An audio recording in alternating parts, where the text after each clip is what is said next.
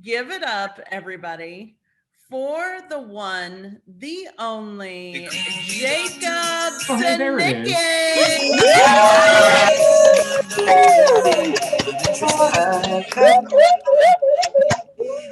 There it goes. There goes the sound of the song. Am I being heard? You are. Yes. I'm being heard. Oh, I don't show up on the thing.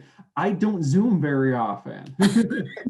I don't show up on my own thing. I kept waiting for my big dumb face to show up when I was laughing. On the screen. No, I get to see your big dumb faces. It's great. You're welcome. How dare you?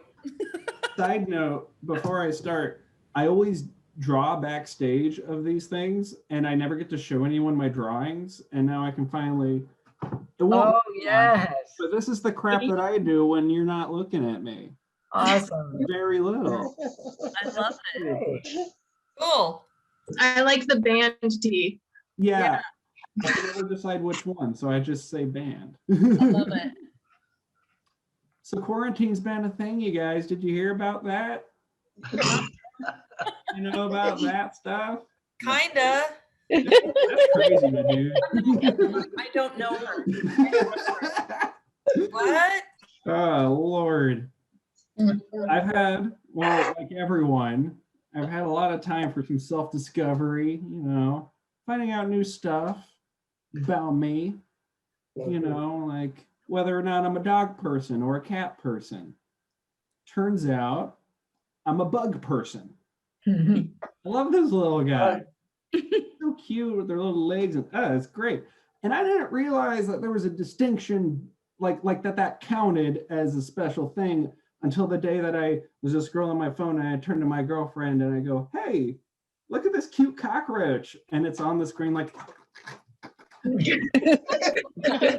And she goes, "No, why are you like this?" Like, what? Despite that, I began looking for good ones to go buy and how to take care of them and started making a list because I had the free time to do that. I first started off with, I got really ambitious with my first bug. I'm like, I want one of those like stag beetles. They're like, they're big, they have the cool big horns, they're pretty, super cool. And Casey was on the fence initially, which makes sense. But, you know, showed her some cute videos and, you know, laid some ground rules on like the location of the bug, i.e. nowhere near her. Different rooms at all times.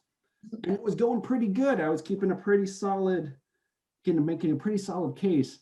And then she threw me for a loop and goes, "Well, does it fly?" I'm like, "Oh, I don't know. It's like that big. I don't know how it could." It flies. It flies. I wasn't, and like I love the little guys, but even I wasn't ready for the video of it flapping around like a bird throwing itself against walls. Just ping pong. And I'm like, you know what?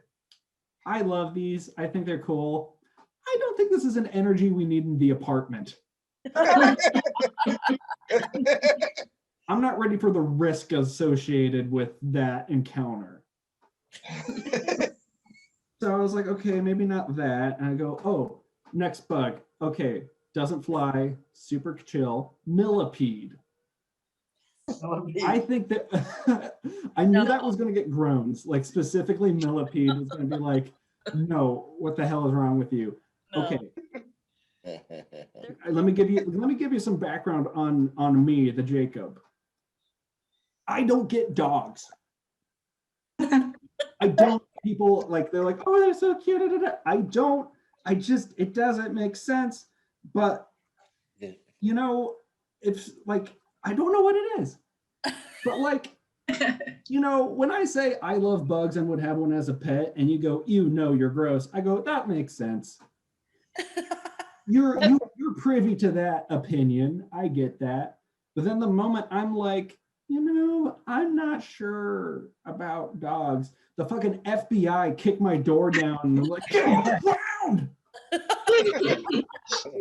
What do you mean you don't like that cute doggo? Give it a pet, pet, pet. Damn it. I'm like, Jesus Christ. Like, I get it, but like, at least my bugs don't shove their big dumb faces up your ass. And then the moment I'm like, hey, can it not do that? And then it's always met with, well, it's a rescue.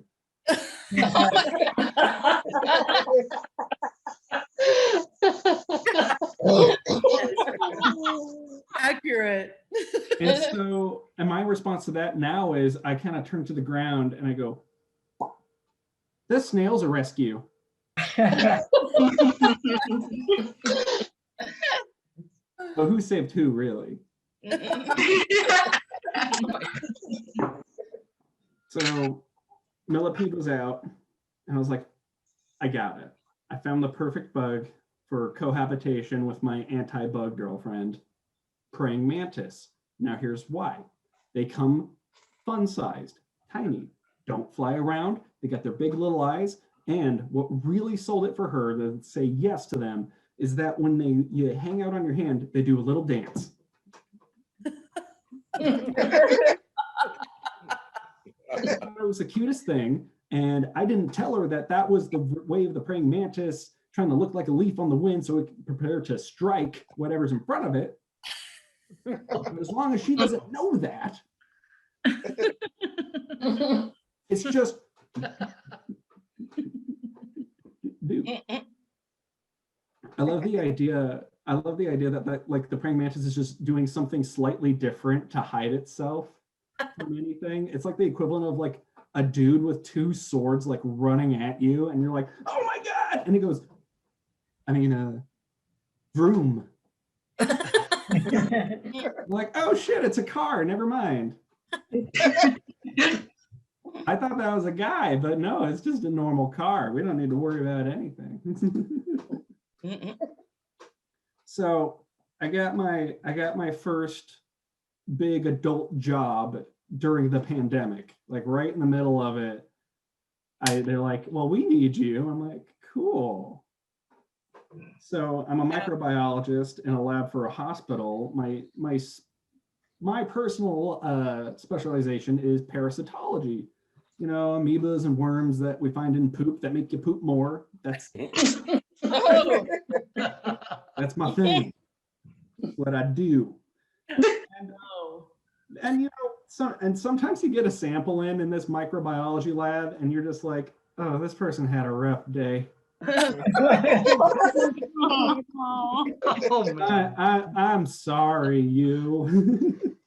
Like, it's easy to think that because I'm in the lab and I don't see patients at all, that we don't have empathy for them. Like every day, my patient is just a name, some numbers, and a tube of goop. That's my patient. Right? But what a lot of nurses and doctors don't understand is we see the direct byproduct of their discomfort. Like, no, there it is. Like, we see the byproduct of their discomfort. Like, some days you get a culture and it's just labeled wound. And you're like, this is the morning traffic was not that bad. I got mad, but I think this guy's living it much worse than me. But even then, like, all of my coworkers were all very attuned to the happenings of the lab, but I'm kind of special among them. I have a very high gross tolerance even to them. That's why when I came in, I was like, hey, I like worms. They're like, thank God you're staying. Because even they don't want to do it. Like, they're so happy. They're like, oh man, we don't have to do this anymore. Even though we don't even get worms very often. It wouldn't just like some helicopter mom who was checking on their teenage child's poop found. And they're also like horrified, like, I don't know what's wrong with them. Is this worm a marijuana? We're like, that's not what that's okay. Like, Nope, it's just some very worm-like dingleberries. Oh, oh my God. No.